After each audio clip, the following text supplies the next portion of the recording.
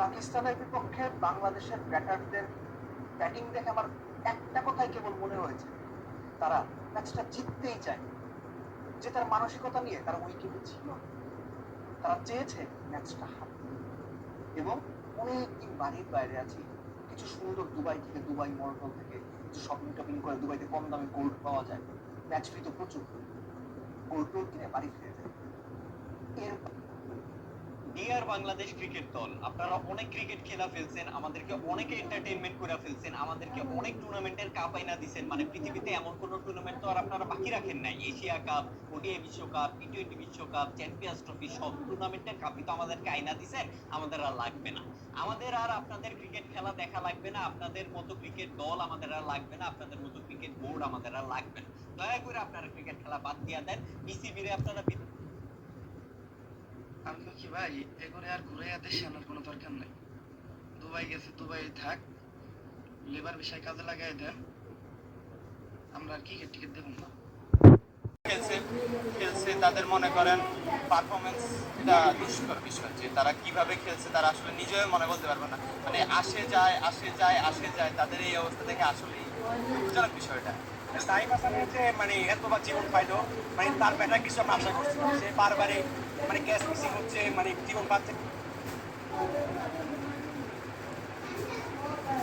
আসসালামু আলাইকুম।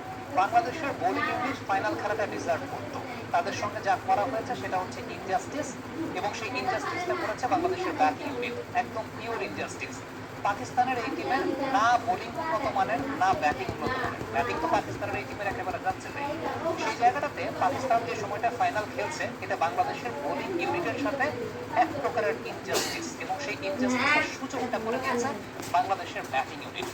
একের দলের এই ক্রিকেটারদের জন্য আমার একটা প্রস্তাব আছে, হাসির জন্য না, আমি সিরিয়াসলি বলছি। সেটা হচ্ছে এরা তো 8-10 লাখ টাকা প্রতি মাসে বেতন পায়।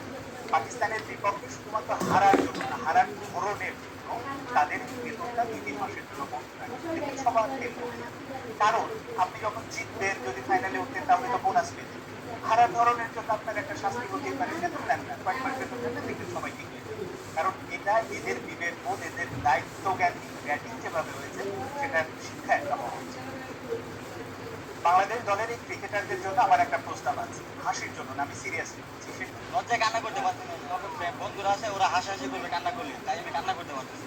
ওরা ক্রিকেট খেলে, ওরা আমাদের নিশ্চয়ই আমরা এবারও আশা করেছি যে সাইফের উপরেই সবকিছু ছেড়ে দিই। 16 রান যেহেতু আমরা যেহেতু দেখতে পারি যে বাংলাদেশ 3 বলে 2 রান দরকার, সেই ম্যাচে হারে, তাহলে 16 রান অনেক বেশি। নাতিপুতিরাও কি বাংলাদেশের এশিয়া কাপ বা বিশ্বকাপ নিতে দেখবে কিনা আমার সন্দেহ হচ্ছে। I don't think I want that excuse to be.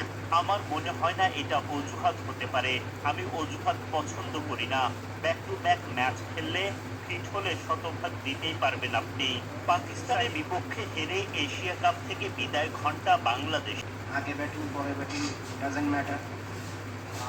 Dubai আন্তর্জাতিক ক্রিকেট স্টেডিয়ামের বাইরে এই মুহূর্তে জনপ্রিয় একটা ম্যাচ শেষে সমর্থকরা হিটে গিয়ে, তবে দুই রকম সমর্থকের দুই রকম আবেগ।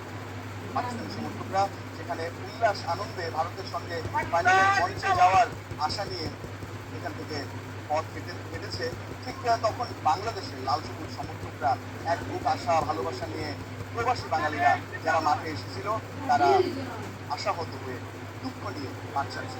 কেন বারবার বাংলাদেশের সঙ্গে এমন হয়? কেন জাকির আলী, সোহানরা